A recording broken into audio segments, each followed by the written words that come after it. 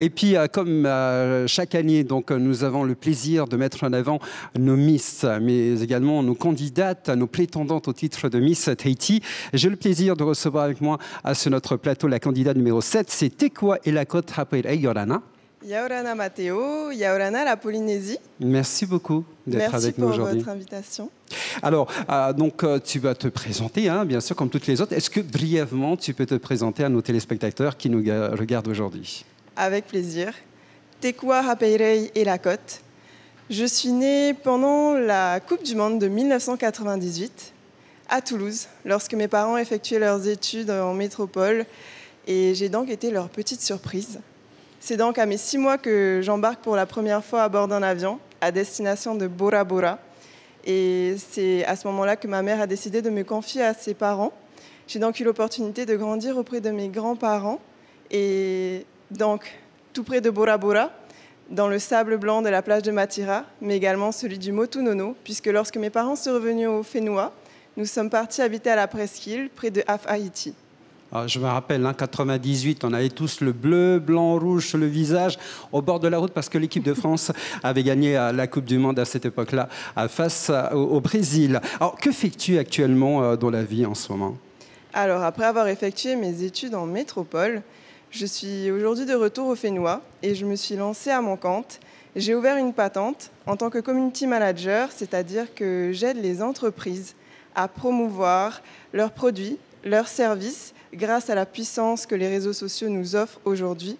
Et je pense que j'ai toujours baigné dans ce monde de l'entrepreneuriat grâce à ma famille, notamment à 2 femmes qui me viennent tout de suite. Ma tante, qui a aujourd'hui beaucoup d'entreprises à son compte et qui a été un mentor pour moi puisque j'ai effectué plusieurs stages avec elle, mais également ma grand-mère paternelle puisqu'elle a toujours été dans l'agriculture et l'horticulture. Donc je pense qu'elles ont été tout de même des sources d'inspiration pour moi. Elles m'ont aidé à oser me lancer. Alors, du coup, tu mets souvent en avant les petits producteurs, les artisans locaux à travers ton métier. Comment sais-tu les aider ? C'est vrai qu'il me tient à cœur de mettre en avant nos producteurs, nos artisans locaux. Alors, pour tout vous dire, je suis partie en métropole pour mes études et ce n'est qu'à ce moment-là que je me suis rendu compte à quel point notre terre est riche, à quel point nous avons des produits d'exception. Mais pour moi, ces produits nous viennent avant tout de toutes ces petites mains qui se cachent par derrière. Et j'aimerais donc pouvoir les mettre en avant, les mettre en lumière, mettre en avant leur savoir-faire. Et ça peut passer par des choses très simples. Par exemple, pourquoi pas créer une émission télévisée qui mettrait en lumière tous nos artisans et producteurs locaux. Ça pourrait être également rediffusé sur les réseaux sociaux ou bien sur notre compagnie aérienne ATN. Ça pourrait aussi, pourquoi pas, se mettre sur tout simplement YouTube, un canal gratuit. Je sais que tu es une jeune femme très audacieuse. Récemment, tu avais fait le buzz avec une boîte de cookies, c'est un CV en boîte de cookies. Qu'est-ce qui t'a donné cette idée-là de mettre en avant une boîte de cookies, enfin un CV en forme de boîte de cookies ? C'est vrai qu'il y a maintenant quelques années, j'ai fait le buzz par rapport à cette boîte de CV en cookies. Alors, d'où m'est venue cette idée ? Je pense que c'est tout simplement lors d'un forum à mon école du moment, où on m'a témoigné d'un CV assez original en balle de tennis. Et je me suis dit que cette jeune femme qui avait adapté son CV à une balle de tennis avait réussi à se démarquer. Et il fallait que je trouve un moyen de me démarquer. Donc je me suis demandé qu'est-ce que je sais faire, qu'est-ce que j'aime. Et j'ai trouvé en moi cette créativité pour créer ce merveilleux CV qui effectivement a fait le tour de la France également. En tout cas, c'était une belle idée. Alors, aujourd'hui, l'émission va traiter, bien entendu, d'un Day. Le 3 juin, ce sera donc dans quelques jours seulement, histoire de mettre en avant le travail de la femme au sein de notre société. Toi, est-ce que tu as un message particulier à mettre en avant par rapport à cette journée ou par rapport à la femme ? Tout d'abord, merci de mettre en avant nos vahinés. Et j'ai une pensée particulière pour nos mamans, puisque hier, c'était la fête des mères. J'espère qu'elles ont toutes passé une merveilleuse journée. Et s'il y avait un message à faire passer à toutes nos femmes, j'aimerais leur dire de ne pas avoir peur. N'ayez pas peur, osez.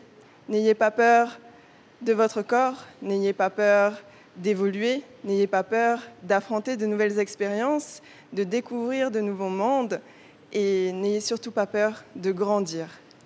Cette année, Miss Tahiti souhaite rendre hommage à 4 vahinées exceptionnelles. Si tu devais en choisir une, qui serait-elle? Effectivement, nous avons l'opportunité de mettre à l'honneur la vahinée. Et nous avons choisi 4 grandes dames de Polynésie. On en a plusieurs, mais c'est vrai que cette année, sur ces 4 grandes dames qui ont été choisies, la première qui me vient serait Anne Chevalier, qui est aussi connue sous le nom de Riri dans le film Tabou. D'ailleurs, que je souhaite faire un petit clin d'œil à mon île Bora Bora, puisque ce film a été tourné sur le Motu Tapu. Et pour moi, Riri représente l'une des premières égéries à avoir exporté la beauté de la vahinée, l'élégance, la simplicité, la grâce de notre vahinée. Et elle l'a emmenée jusqu'aux écrans de Hollywood. Alors pour terminer, donc Tekua, comment te soutenir? Comment faire pour te soutenir jusqu'à la fin de cette aventure, Miss Tahiti? Alors je dirais tout simplement que si pour vous, comme nos anciennes Miss et comme nos égéries qui ont pu représenter notre beauté polynésienne à l'international, si pour vous je représente cette femme qui peut représenter justement notre Fénois, alors vous n'avez plus qu'à voter 7 au 75 88. Voilà, donc tout est dit. Merci beaucoup à Tekua. Merci à toi, et la Mathéo. Côte Hapel d'avoir été avec nous sur notre plateau. Demain, une autre candidate, la candidate numéro 8.